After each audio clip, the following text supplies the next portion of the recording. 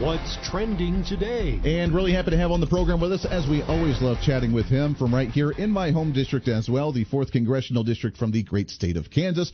One of my great friends here, Congressman Ron Estes. Congressman, how are you, my friend?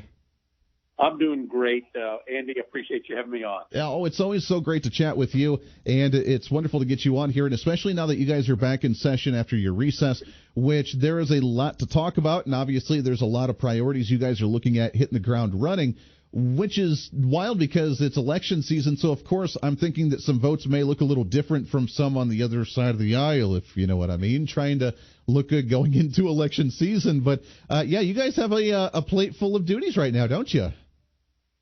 Yeah, we really do. I mean, there's always lots of things to work on. And obviously you mentioned appropriations, and, we've got appropriations done, 2 weeks ago, 3 weeks ago, for the current fiscal year. But they're already started the process for 2025. And I really want to put a big push on that as how do we bend the curve on the spending? And we set a template in place last year when we did the debt limit agreement to actually fix what the top line number was on spending for next year. So I think we really need to push to stick to that and not go above that. Yeah. Do you think that this next appropriations process that you're going into now for the 2025 budget will go a little bit speedier? I know you guys were talking about the same thing about this time last year for this one, and we're 6 months into the federal year, into the fiscal budget, so I guess better late than never, but we at least got it done. And the outcome obviously didn't turn out the way that we necessarily wanted to, with some deeper cuts that we were hoping for at the end of the day. But nonetheless, I guess we can pat ourselves on the back that we actually got it done for the first time in a very long time, passing all 12 appropriation bills. So what does this conversation look like moving forward for the next fiscal year, and do you think we could actually get it done on time? So I think the process will go a little bit smoother, and part of that is they're really just starting now. I mean, this is typically the time frame when the Appropriations Committee would be starting on that process. Last year, if you remember, we were tied up with the debt limit discussion, and that ran till the end of May. So before it even started the basic discussions on appropriations, it was kind of behind. The other thing that happened last year was, with Speaker Johnson, when he came in, he was under the gun already at that point in time. So, but he wanted to put a stake in the ground that says we're going to do things differently. And the first thing he pushed is we're not going to have to do an omnibus scheduled just before Christmas when the guns to everybody's heads of you either shut the government down over Christmas or you spend all this excess money. And so he focused on how do we break that up a little bit and split it into two bills so that, there's not the catastrophic consequences of all 12 government agencies, departments shutting down through that process. Yeah. The dollars didn't quite get reduced as much as I would prefer, and a lot of my colleagues would have preferred through that process. But now Speaker Johnson is going to have the entire year to put his stamp on how we go through the appropriations process. So I look forward to be better this year. That would be good. I still think there's a lot of bad habits that have to be unlearned here. So it's not going to be a cakewalk as we go through that. No, and I don't think a lot of those lessons are going to be learned by some that have been there for a very long time. In fact, I don't think we're going to see a lot of changes until maybe after this election, where we could start seeing some new people come in with some fresh blood and have kind of a different perspective on there. So I'm almost more optimistic if we can at least ride out through election time and actually maybe see a change in leadership in the White House and hopefully be able to take a deeper majority in the House, maybe flip the Senate a little bit, then I would feel more optimistic of having a deeper cut and better transparency process and conversation about a federal budget, wouldn't you? Yeah, I do too. And it's becoming a much more noticeable issue on the minds of Americans, not just in my district, in the 4th District in Kansas, but across the country. Our debt and deficit are serious issues that we've got to start addressing. And, in the past, it's been out there, but it's not necessarily been highlighted. And as we saw all the extra borrowing through COVID. We've seen all the extra borrowing, even since COVID, that the spending trajectory in the Biden administration has continued to ramp up, and it's not gone back down to the level of pre-COVID growth rates. And so there's a recognition across the country that we've got to do something. So I think that's going to drive and help us drive through some of the thought process of how do we get spending more in line with our revenue.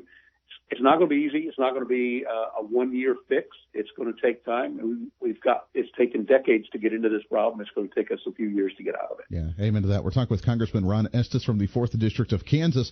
Speaking of some of the priority differences that we see from conservative Republicans wanting to cut spending and the Democrats just wanting to think that somehow the money continues to grow on the government tree, because right now we still have the Biden administration finding the legal ways to secure their student loan forgiveness programs in the sums of hundreds of thousands of dollars and millions of dollars that they're trying to just wash away and poof, just magically disappear, a.k.a. subsidize it for taxpayers to compensate for.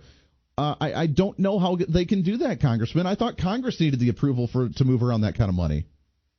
Yeah, it's really a shame. It's an election year, so just like the 2022 and 2020, President Biden's out promising to give away money. And it's not his money to give away.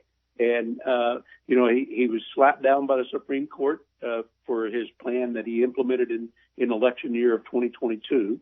And now he's trying to come back and tweak the use of a law that was set up to help protect our servicemen and women and use that to have a carte blanche across the board benefit for lots of individuals who chose to borrow money to go to university, go to higher education.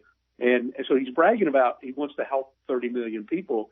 Problem is he's not being honest that he's actually going to make the other 300 million pay for the loans that the 30 million took out. And so that's not the American way. And it's not, we're already seeing discussions around lawsuits going through court again to stop this misuse of government authority. Yeah. It is unfortunate that we have to continue to bang our head against the wall, because I thought, Congressman, the Supreme Court already ruled against this. Now, they did it in the manner that the Biden administration was trying to do it earlier, but overall, in general, we got to lay back just on the basic principles of our founding document with the Constitution, that you guys had the power of the purse, the Congress especially, the House of Representatives in particular, has that power of the purse, and that if we're going to, which I don't even think we could even in that situation, but if we were going to, that it was up to you guys, the House, to be able to pass a resolution saying that we're going to move this money around and just make that be part of the consumption of our federal debt. Yeah, and what it really does is it highlights there are too many laws that have been passed and not been repealed and redacted out of the process. And what he did in 2022 with his proposal that's been struck down by the Supreme Court was he took one law and one set of provisions and said, I want to try it this way, and went that way. And the Supreme Court said, no, you can't do that. So now he's come back and said, oh, well, they found another, what they think is a loophole in a law and a different law, and headed down the exact same route with the exact same intention, and to actually transfer this debt from the folks who actually owe it to other taxpayers. And so he's going to have to be slapped down again by the Supreme Court. And it's by that time it'll be past the election. So, he will have gotten his positive points of trying to do a giveaway, and in reality, even when he's not following the law. Yeah, it is unfortunate. Let's shift gears a little bit to what's going on, not only with the economy, with inflation right now, with the Biden campaign on saying that they're investing in America, but the lack of investment that we are seeing is refilling our petroleum oil reserves right now. They obviously depleted a lot of them when gas prices were high a year ago, 2 years ago. They've been emptying them. We have some potential opportunities to refill some of that, and apparently we're choosing not to do so. Now, Congressman, gas prices are already on the way up, and we're not even to summertime when people are traveling around for the summer holidays yet. I'm scared to see what gas prices may look like going into summertime this year. Yeah, this really is just a perfect example that highlights bad policy coming out of the Biden administration.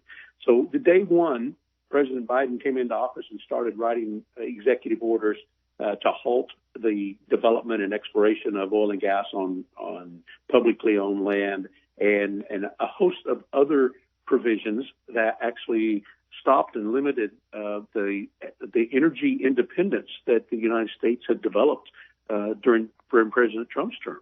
And so, lo and behold, when you reduce the amount of oil and gas that's produced in the United States, you reduce the amount that's produced in the world, and therefore worldwide prices go up. And then in order to cover his tracks, President Biden came back and said, well, we'll sell all this strategic petroleum reserve that we have, which was set up intentionally to keep bad actors like Iran from cutting off oil to the world. That was the reason. It wasn't to be a price manipulation tool. It was to actually prevent a shutdown. And so President Biden used it as a gimmick to say, well, let's sell this off in order to drive prices down. So he sold a bunch of our strategic petroleum reserve to China and other countries. And lo and behold, he's still continuing to implement bad energy policies, and the prices are going back up again. And so, therefore, he's making the statement that he's not going to replenish it. He has sold so much out of the Strategic Petroleum Reserve. It's down 40%, 43% or so from when he came into office. Wow. It's down to the lowest levels that we were in the early 1980s. And at that point in time, it only existed for a few years. Yeah. It was created after the 1970s when OPEC cut off oil. Wow. And so, I tell you what, Congressman, hold that thought. I want to continue that. We got to take a hard break here real quick. It's Congressman Ron Estes from the 4th District of Kansas. Petroleum reserve levels down to the early 80s right now is how bad we've depleted this. Where do we go from here, and what a gas price is going to look like when we come back? We'll do some of that when we come back right around the corner. This is the Voice of Reason with Andy Hoosier.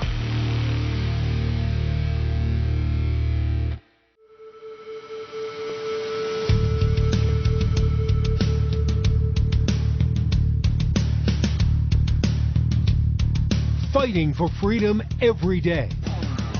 This is the Voice of Reason with Andy Hoosier. Yeah, buddy, it is. Welcome into it. Reason, common sense, rationale. That's just what we do here on this program each and every day. So great to have you with us for the middle of the week. Carpe diem all over the place.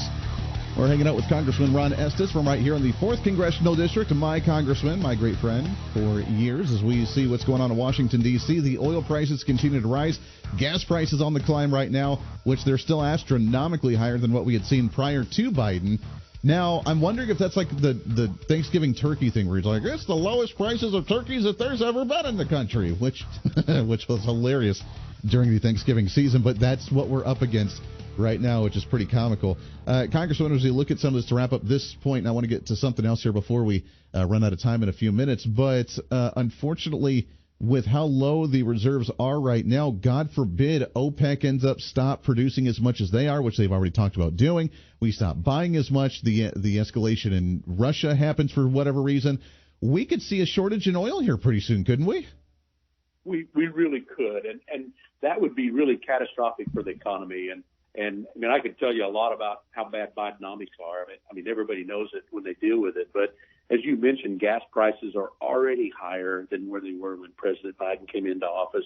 And just today, we saw the inflation numbers that came out today, and they're ratcheting back up again. And it's going to have devastating impact on the whole economy. And energy is such an important piece of that because you need oil and gas, you need diesel fuel to deliver food, to deliver groceries, all of household furnishings and remodeling equipment and supplies. And so energy is such a big driver of that. And that's why it's just so misguided, the policies that President Biden's following and implementing. And it has a painful impact on so many Americans. I mean, we since he's been in office, people are paying on average 18% more for the exact same goods and services, for the exact same food, exact same cars that you're buying, exact same house, and that's on average. And on some of those items, it's a whole lot more. And we need to implement good policies, and what President Biden's doing with his Bidenomics is not that. Yeah, it's just not that. We're actually going in the opposite direction on that front. Congressman, we got just about a minute or so left here, but I want to ask you about some of the investigations going on in the House right now, and especially the impeachment of Mayorkas with the Homeland Security Department, especially after the immigration debacles. It sounds like from what we've heard that Speaker Mike Johnson holding off on sending that to the Senate with concerns of obviously their votes. But what's the latest that you've heard on these investigations and actually holding some of these guys accountable? So Secretary Mayorkas was impeached because he wasn't doing his job. Yeah. I mean, he was and actually not being truthful to Congress in terms of saying that the border was secure. I mean, all you had to do is look at TV and you know that, and not being forthright in facts that are out there. The Speaker wants to send the articles of impeachment over to the Senate. The issue's been that Senator Schumer has been saying, well, we'll just bury this when it gets over here. And Senator Schumer needs to do his constitutional duty to bring that up. So the delay, part of the delay is helping make sure that Republicans in the Senate are able to talk about the impact of the Senate not doing its job to actually hear out the impeachment of Mayorkas and address these issues. And there's so many things I could talk about. I could talk about fentanyl. I could talk about, the known terrorist watch list members that have come across, the gang members, all the human trafficking that we see every day in terms of people crossing the border. And it's the core role of the federal government is to protect the security of the country. And they're certainly failing. The Biden administration and Secretary Mayorkas is failing to do that. Failing across the board. It is unfortunate, but you guys have done your part with this impeachment, so keep up this fight. It is Congressman Ron Estes from the 4th District of Kansas. Congressman, keep up that fight in D.C. It's so great to chat with you. We'll do it again real soon, my friend. All right, great. It's great to talk to you. You Thanks. As well. Always a pleasure. There it is.